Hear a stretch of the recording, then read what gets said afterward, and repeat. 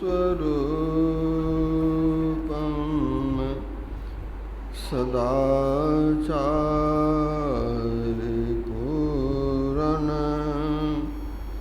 सदानन्दरूपं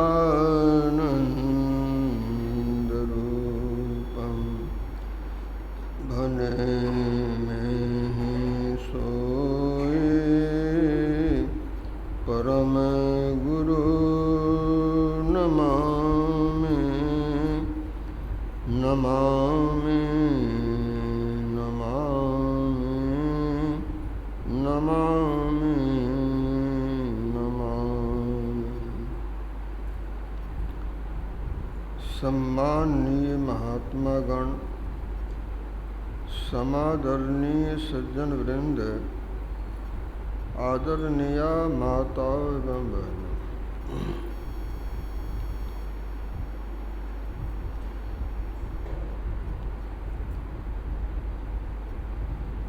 विद्या के महासागर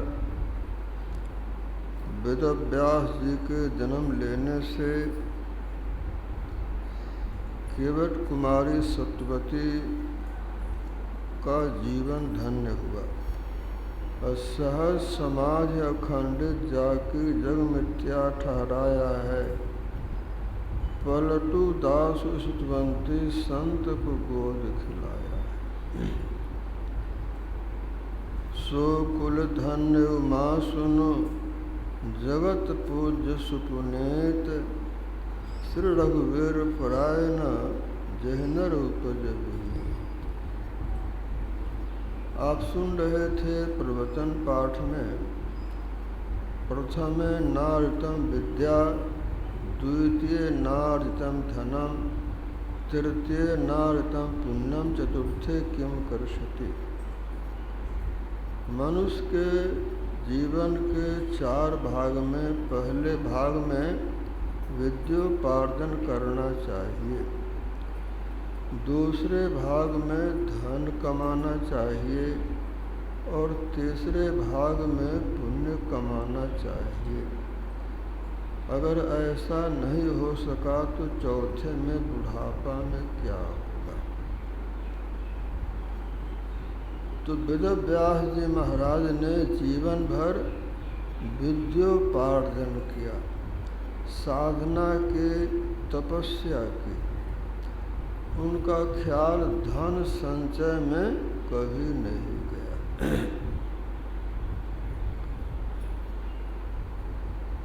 तो वे जहाँ बैठते थे वहीं उनके पैर के पास सारी सुविधाएं पहुँच जाती थी। जाके प्रे जुरी हरिसंग ओजित बैठे उत्मंतर। जहाँ रहते थे वहीं सभी सुविधाएं पहुँच जाती थी।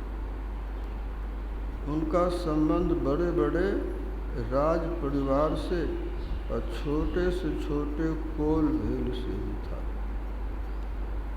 सबकी भलाई चाहते थे और अपने आँखों के सामने कौरव पांडव का सर्वनाश देखा और फिर भी वे तटस्थ रहे। माता सत्यवती ने पूछा,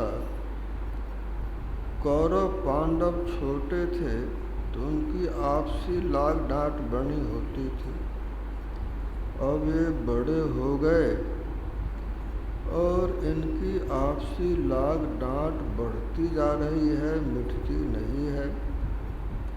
आगे क्या होगा। तो वेदव्यास जी ने कहा, माँ, जो होने वाला है सो तुम देख नहीं पाओगे। अगर मैं अभी कह दूं तो तुम सुन नहीं पाएगी। तो भावी विनाश का अंदाज कर लिए थे और वे एकांत के जंगल में तपस्या करते थे। अर्जुन के पुत्र अभिमन्यु, अभिमन्यु के पुत्र परीक्षित और परीक्षित के पुत्र जन्मेजय राजा बने।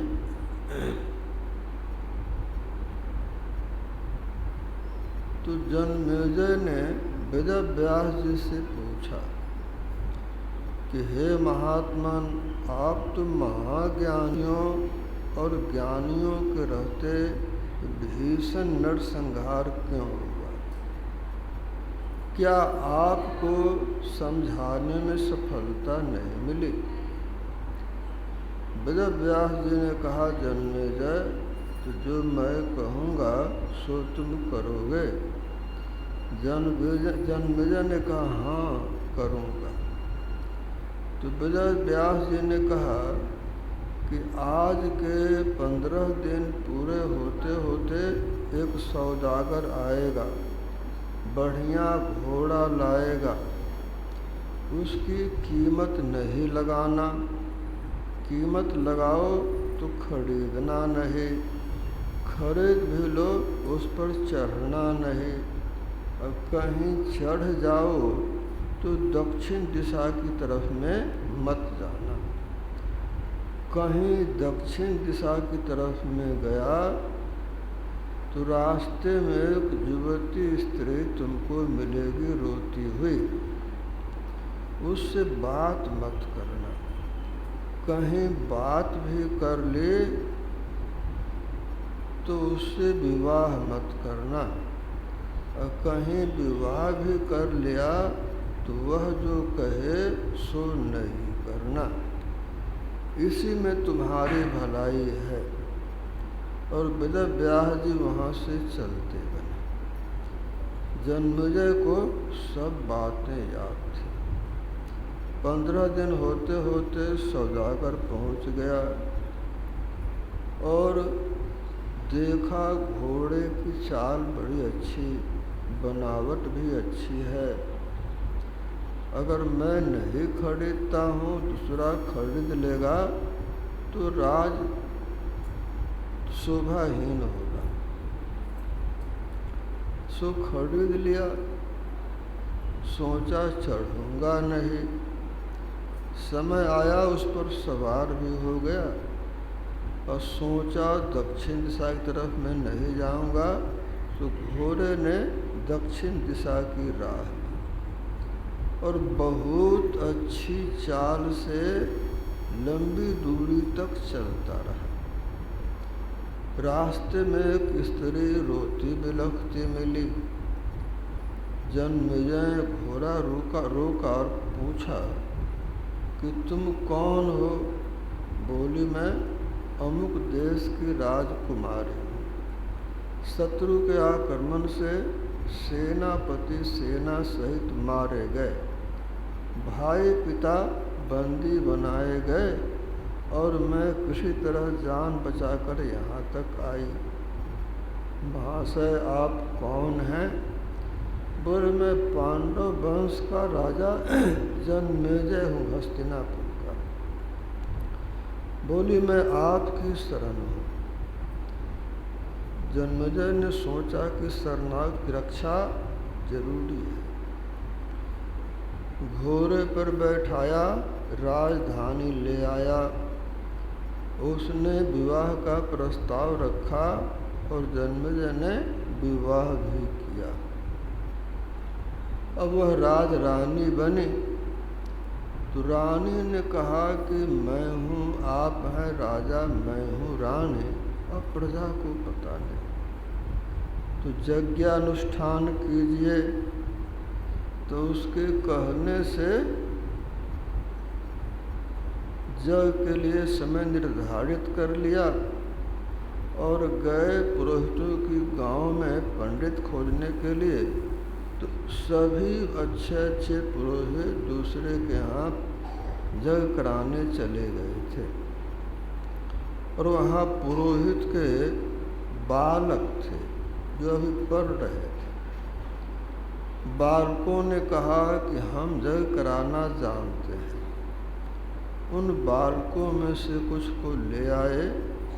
यज्ञ तो हुआ, पूर्णाहुति ही हुई, और जब उनको भोजन कराने का समय हुआ तो राजा कुछ परोस रहे थे और रानी भी कुछ परोस रही थी। एक जगह रानी झूठ बोल गई कि अमुक बालक ने मेरा कपड़ा खींच दिया। तो राजा जन्मेजय बड़े क्रोध में आ गए, म्यान से तलवार निकाली और इतना भी नहीं पूछा ऐसी गुस्ताखी बेअदबी किसने की। कुछ बच्चे मारे गए और जो बचे सो जान बचाकर जंगल भाग गए और रानी राजधानी में जाकर छिप गई। यह खबर मिली वेदव्यास जी को। वेदव्यास जी पहुंच गए। उन्होंने कहा, जन्मेजय, जो जो मैं करने के लिए मना किया तुम वही वही किया। रानी से व्यास जी ने पूछा, तुम झूठ क्यों बोली? तो रानी ने कहा कि मैं सोच रही थी कि मुझसे पूछेंगे कि ऐसी गलती किसने की, तो मैं कहूँगी क्षमा कर दीजिए, तो संसार में मेरी ख्याति फैलेगी कि रानी बहुत क्षमाशीला है। लेकिन बात उल्टी हो गई।